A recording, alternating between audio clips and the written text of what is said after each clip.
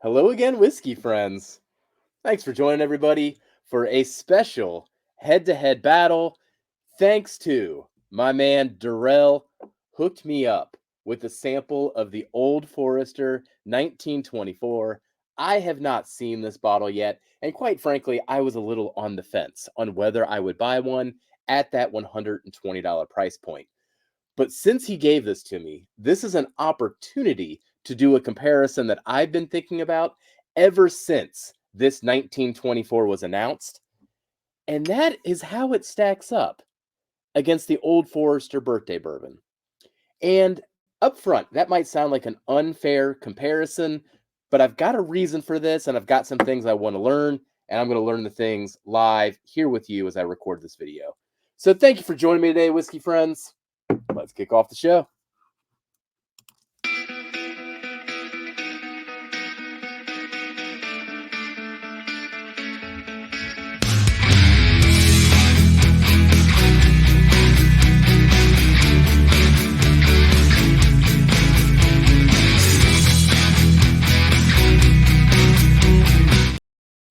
All right, spinning the glasses, spinning the glasses, spinning the glasses, spinning the glasses, not looking at them, randomizing them, randomizing them, randomizing them. All right, they're blind. So I've got A and B glasses there, stickers underneath them. The 1924 is in A, the birthday bourbon is in B. Now, the reason that I'm interested in comparing these is A, maybe the 1924 is just going to get outclassed. I want to understand how much, if it does. But the Old Forester birthday bourbons, the one that I have, and this is the only bottle of this I've ever had, this is the 2019 edition. It's age stated at 11 years old, and it's 105 proof. It's actually one of the proofier birthday bourbons to ever be released. And what intrigued me when I heard about the 1924 is that it's coming in with that 10-year age statement, and it's 100 proof. And that is similar to a lot of Old Forester birthday bourbon batches if you go and look them up. They are typically around that 10-year age statement, and they are typically, gosh, right at 100 proof, sometimes even below. And that's the experience I've also had with Old Forester, the presidential barrels. The one that I had, got to try it on a whiskey trip when I was also with Darrell and Kelsey, was like 96 proof. I think that one was 9 years or 10 years as well. And off memory, I was a little underwhelmed by that one. And I know sometimes people get underwhelmed by the Old Forester birthday bourbons, depending on the year and depending on the batch. So, interested in comparing these and almost wondering upfront, just some hypotheses if I'm going to find that this has a relationship maybe similar to Weller 12 versus Lot B, that you can tell the difference between the two. One's better than the other, but maybe the gap isn't as wide as you would think it is. Or Old Forester Birthday Bourbon just blows it out of the water, and you're really talking about comparing uh, Weller 12 to stick to that to maybe Pappy 15, and you're making that type of a jump. And the reason that I want to learn this, though, is that price point on the Old Forester 1924 at $120 retail. It's kind of a weird price point. I did get to try the sample a little bit, and then I put it aside, and then I'm going to do this blind here. But yeah, when I scored it out, I wasn't too impressed with it. So this is another chance for it. But the price point is the main thing. I mean, frankly, tasting a little bit of the sample that I did, gosh, I'd rather spend 65 bucks on 19 the 1920 than the 1924 at 120. It just seems real expensive. $70? Okay, but man, 120 just didn't strike me the right way. We'll see though. Might get some redemption doing this blind and comparing it to the birthday bourbon. Birthday bourbon prices. Oh man, I should have looked that up before I started this. $200, $250, 325 if you're going full secondary, I guess, something around there. So you are talking about something that's probably twice the price if you went up to the birthday bourbon. All right. Enough of the yapping. You know what I'm trying to learn here. Uh, One thing I will say right off the bat, there is less of a color difference than I was expecting. I mean, you can kind of see it on camera there. I was actually afraid that I didn't set up this blind well. I need to invest in some non-marketed, no channel label on them Glens that are the black ones or colored ones so I can take away the color. But happy to say that based off color, I can't tell which one's which. Maybe I have a leaning on which one's which, but honestly, it's kind of changing depending on whatever's in the background. So I'm going to stop thinking about that. That way I don't riddle myself into this. Let's get into the noses. I'm going to start with the glass in my left hand and let's see how it fares. Oh, right off the nose, man, I got hit with some old whiskey. I got hit with some dark oak, furniture varnish, even something older than either of these age statements would indicate at either 10 years or 11 years. From an age statement standpoint, this one comes across older. It's very rich, a lot of deep, dark fruits on this one. Bit of a creme brulee custard thing going on, too. And I mean, just a lot of caramel. I mean, that goes with the creme brulee and that burnt top. But man, that top of that creme brulee was really burnt and really fragrant. Oh, it's even got some bright apples on it too. The ranges on the fruit on glass left hand is pretty surprising. Let's go to the right hand. Honestly, that's I don't know which one's which. I thought this one was probably the birthday bourbon based on that rich oak, but this nose is darn similar. Maybe a bit less depth, but no, the oak is emerging there. Feels older than either age statement would indicate. That's interesting too, because my first impression of the 1924 was that the oak felt odd, but I'm not getting that now. That's why you go back to things, and that's why you blind it. The fruits are there. The fruits are darker. On the left hand, I kind of mentioned an apple at the end. It's all deep, dark stone fruits on this one, but that custard is still there. Um, Even leans towards something I would equate to like an eclair with the chocolate on top and that pastry dough than just a creme brulee. Man, all right. Well, tell you what, I don't know which one's which yet, and I liked both noses blind, so liked it better than I scored it before. Hmm. All right. Well, let's get into the palate. Cheers, everybody. I'm gonna start with the left hand, then go into the right.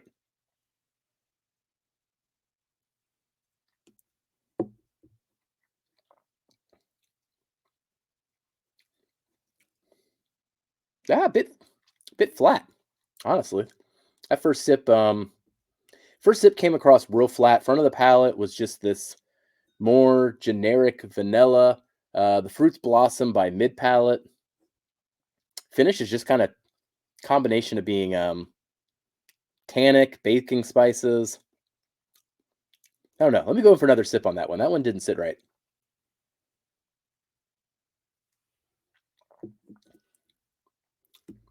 It does feel flat though. Feels flat, feels thin, and the oak is there on that finish. So that sip was a bit better than the first sip. So maybe it's just first sip of the day kind of a thing. Hmm. All right. Let's go to right hand. Give this one a shot.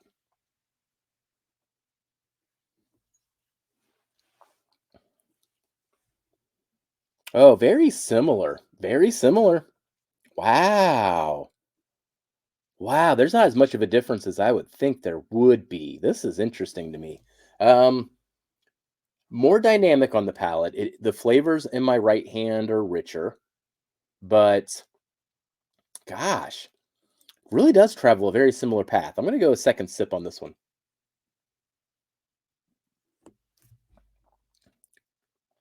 Man, the oak. Oh man, the oak on my right hand, it's lovely. That's that's really gorgeous oak. It's the standout flavor of this whole thing. There are some dark stone fruit flavors in there. never once lets up. All the flavor profile is more on the darker side. Baking spices on the finish. Uh, so yeah, both pours rhyme.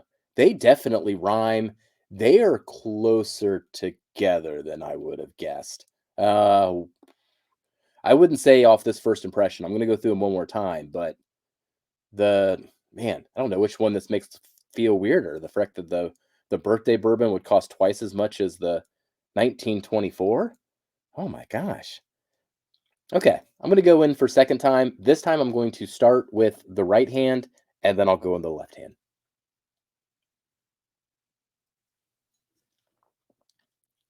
Oh man, the oak on that's just knockout. That is just beautiful, beautiful old whiskey, balanced with this nice spice and with the fruits. Oh man, even that eclair. I called out the eclair on this right hand.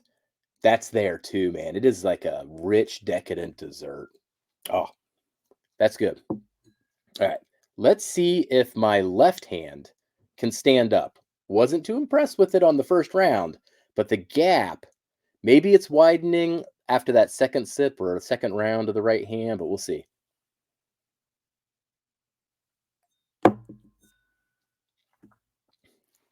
Feels flat.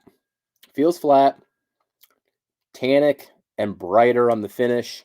It has a lot of similar notes, though. A lot of similar notes. More creme brulee than eclair, less of the oak presence, brighter on the finish. Still has all of those baking spices on the finish, though. So they are okay. I think this kind of we'll see. We'll see on the reveal. My suspicions are that the 1924 was in my left hand and was the flat one, and the birthday bourbon was the one with the gorgeous oak and rich eclair flavors. All right, reveal time. Always nervous when I do this. All right, glass A was in my left hand. That was the 1924.